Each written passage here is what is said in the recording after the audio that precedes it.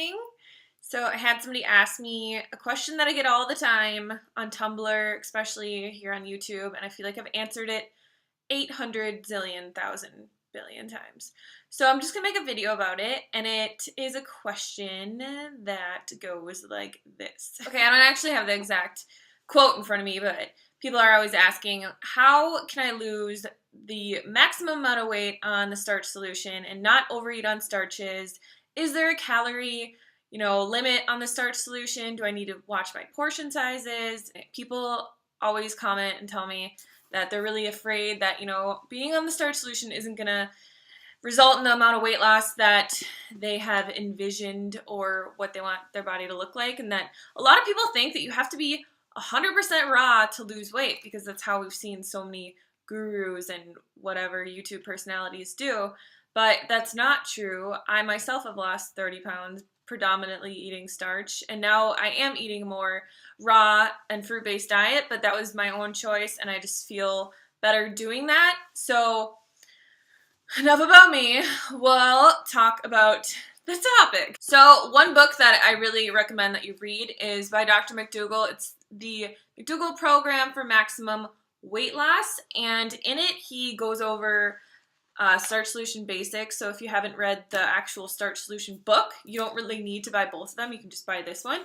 But he talks about what I talked about in my last video, which is whole foods and not eating tons of refined flours, sugars, oils, like manufactured processed foods.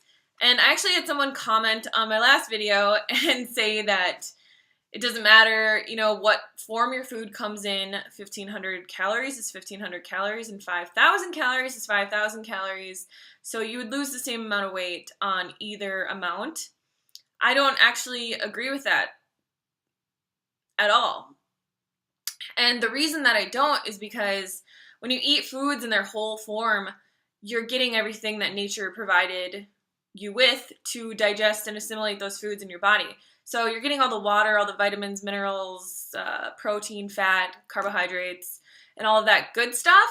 And we're not excreting, macronutrients from foods like flour is or sugar is or anything like that. So it's coming into your body the way that nature designed it to be digested and assimilated. And it's a lot more filling is the point I'm trying to get to. So yeah, 1,500 calories a day of sugar, it's probably the same weight loss wise as 1,500 calories worth of bananas or potatoes. But if you eat 1,500 calories of sugar, you are going to be fucking starving. And you're going to be eating all these other things because your body is going to be wanting water, fat, protein, and all the other things that it needs, along with all the vitamins and minerals that are lacking in sugar. So eating 1,500 calories worth of potatoes, which I'm not saying you gotta eat 1,500 calories, this was just what he was saying, but 1,500 calories worth of potatoes is gonna be way different on your body. I don't even remember. I think I figured it out once. It's like 10 pounds of potatoes? 5 pounds? I don't know. But yeah, everything comes with it. So my advice to people who are worried about the starch solution and they think that they're going to gain weight because there's this, commonality type belief out there that starches make you fat and that you have to be 100% raw to lose weight, and then you can eat starches, or you can only eat starches past 4 p.m. That's not true. Just stick to whole foods. So for a whole day of meals, you would have, like maybe potatoes for breakfast or oatmeal or something like that.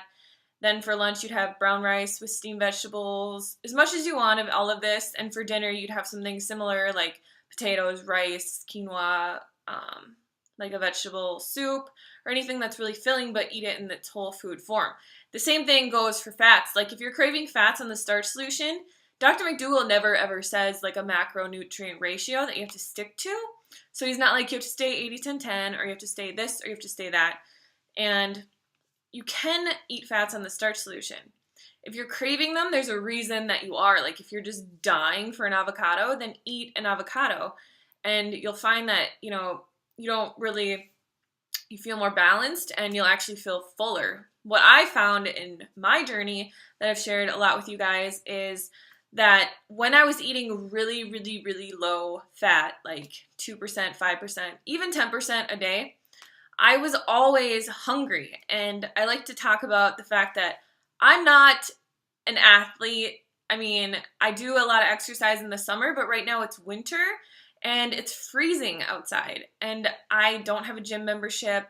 I walk my dog for, an hour a day, depending on how cold it is. And that's pretty much all the exercise that I get beyond like what I do at work and stuff that I do around the house and things like that. So I don't need a ton of calories. I think that a super low fat, high carbohydrate diet, like 95.5 or something like that, is really good for somebody who needs that athletic performance and they just really need to keep everything completely full, like their glycogen stores and everything just really carved up because they're cycling up mountains and biking, 50, 100 kilometers a day, and they're very, very active.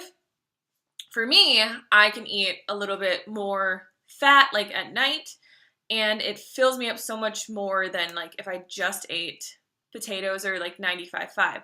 So I found when I eat whatever I really want in whole foods form and I'm incorporating fats at night that I eat less because I'm more satiated. And I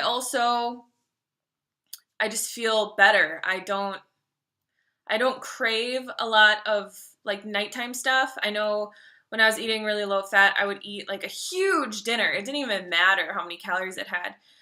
But it was so low in fat that like I was always nitpicking around in my kitchen for other things. And I think that it led to me kind of binging at times because I was depriving myself of all this, whole healthy fats that my body needed. And I was like, no, I can't eat a fucking avocado. That's against the rules. I'm going to die and I'll never get skinny if I eat an avocado or any other fats. And it just didn't work for me. I couldn't do it. So I don't really know what my fat percentage is at. I do eat, just fruits for lunch and breakfast. And then for dinner, I'll have something like with a little bit of fat in it, like maybe one small avocado a day or like a couple of tablespoons of tahini. So it's not a shit ton of fat, but maybe like 20, 30%. But do whatever works for you. To lose the most amount of weight, you really have to do something that you can sustain long term. And don't, just do something because I'm doing it or anyone else is doing it, because your body's completely different. Where you live is different. Your activity level is different. What you have to do at work every single day, the stress that you deal with, it's all so different. So just do whatever works for you. And I wish you guys the best luck ever. Pick up that book if you are looking for specifically how to incorporate more whole foods into the starch solution, and Dr. McDougall's advice especially. I think I got it for like $2 on Amazon used. So it's a really good book, but I wouldn't take anything that anyone really says about diet to complete heart. Just do what works for you, and you'll find that it works so much better in your life because you're unique and you're special and no one else is like you. So thank you guys so much for watching. I love you so much, and I will see you very soon. Bye. True, and maybe that's the thing. Maybe that's the thing.